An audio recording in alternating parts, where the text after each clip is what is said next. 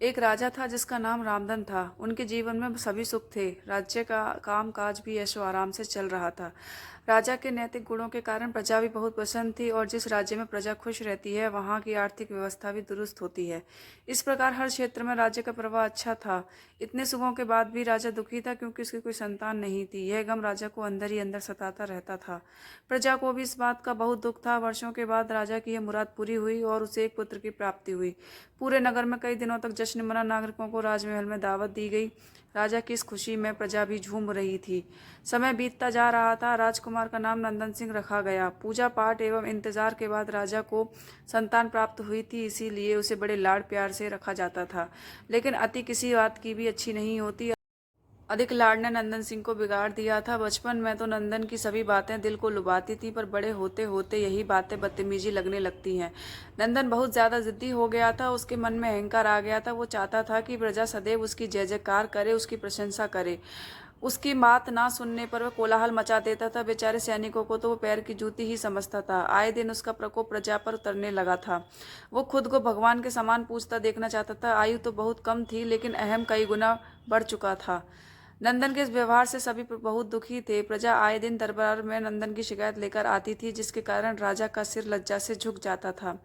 यह एक गंभीर विषय बन चुका था। एक दिन राजा ने सभी खास दरबारियों एवं मंत्रियों की सभा बुलवाई और उनसे अपने दिल की बात कही। वे राजकुमार के इस व्यवहार से अत्यंत दुखी हैं। राजकुमार इस राज्य का भविष्य हैं।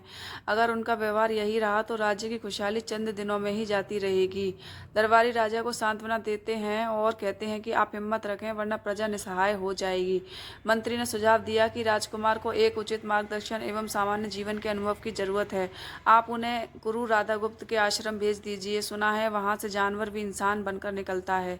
यह बात राजा को पसंद आई और उसने नंदन को गुरुजी के आश्रम भेजा। अगले दिन राजा अपने पुत्र के साथ गुरुजी के आश्रम पहुंचे। राजा ने गुरु राधागुप्त के साथ अकेले में बात की और नंदन के विषय में सारी बातें कही।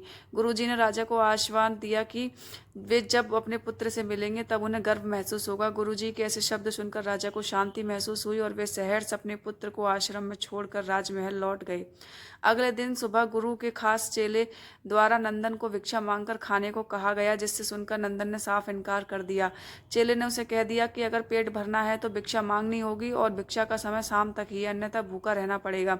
नंदन ने अपनी अकड़ में चेले की बात नहीं मानी और शाम होते होते उसे भूख लगने लगी, लेकिन उसे खाने को नहीं मिला। दूसरे दिन उसने भिक्षा मांगना शुरू किया। शुरुआत में उसके बोल के कारण उसे कोई भिक्षा नहीं देता था, लेकिन गुरुकुल में सभी के साथ बैठने पर उसे आधा पेट भोजन मिल जाता था। धीरे धीरे उसे मीठे बोल का महत्व समझ आने लगा और करीब एक महीने बाद नंदन को भर पेट भोजन मिला, जिसके बाद उसके व्यवहार में बहुत परिवर्तन आए। इसी तरह गुरुकुल के सभी नियमों ने राजकुमार में बहुत से परिवर्तन किए, जिसे राधा गुप्त जी भी समझ रहे थे। एक दिन राधा गुप्त जी ने नंदन को अपने साथ सुबह सवेरे सैर पर चलने कहा। दोनों सैर पर निकल गए। रास्ते भर बहुत बातें की। गुरुजी ने नंदन से कहा कि तुम अब बहुत बुद्धिमान हो और तुम में बहुत अधिक ऊर्जा है, जिसका तुम्हें सही दिशा में उपयोग करना आना चाहिए। दोनों चलते चलते एक सुंदर बाग में पहुंच गए, जहां बहुत सुंदर सुंदर फूल थे, जिनसे बाग महक रहा था। गुरुजी ने नंदन को बाग में पूजा के लिए गुलाब के फूल तोड़ने को कहा। नंदन झट से सुंदर सुंदर गुलाब तोड़ लाया और अपने गुरु के सामने रख दिए। अब गुरुजी ने उसे नीम के पत्ते तोड़कर लाने को कहा। नंदन वो भी ले आया। अब गुरुजी ने उसे गुलाब सूंघने को दिया और कहा, बताओ कैसा लगता है। नंदन ने गुलाब सूंघा और गुलाब की बहुत तारीफ की। फिर गुरुजी ने उसे नीम के पत्ते चखकर उसके बारे में कहने को कहा। जैसे ही नंदन ने नीम के पत्ते खाए, उसका मुंह कड़वा हो गया और उसने उसकी बहुत निंदा की और जतर कतर पानी ढूंढने लगा। नंदन की यह दशा देखकर गुरुजी मुस्कुरा रहे थे। पानी पीने के बाद नंदन को राहत मिली। फिर उसने गुरुजी से उस हंसने का कारण पूछा। तब गुरुजी ने उससे कहा कि जब तुम गुलाब के फूल को सूंघा तो तुम उसकी खुशबू बहुत अच्छी लगी और तुमने उसकी बहुत तारीफ की, लेकिन जब तुमने नीम की पत्तियां खाई तो तुम्हें वो कड़वी लगी। तुमने उसे थूक दिया और उसकी निंदा भी की। गुरु जी ने नंदन को समझाया, जिस प्रकार तुम्हें जो अच्छा लगता है तुम उसकी तारीफ करते हो, उसी प्रकार प्रजा भी जिसमें गुण होते हैं उसकी प्रशंसा करती है। अगर तुम उनके साथ दुर्व्यवहार करोगे और उनसे प्रशंसा की उम्मीद करोगे तो यह कभी दिल से नहीं कर पाएंगे। इस प्रकार जहाँ गुण होते हैं वहाँ प्रशंसा होती है। नंदन को सभी बातें विस्तार से समझ आ जाती हैं और वो अपने महल लौट जाता है। नंदन में बहुत परिवर्तन आता है और वो बाद में एक सफल राजा बनता है। शिक्षा।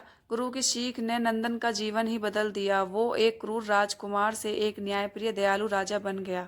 इस कहानी से हमें यही शिक्षा मिलती है कि हम में गुण होंगे तो लोग हमें हमेशा पसंद करेंगे, लेकिन अगर हम अवगुणी हैं तो हमें प्रशंसा कभी नहीं मिल सकती।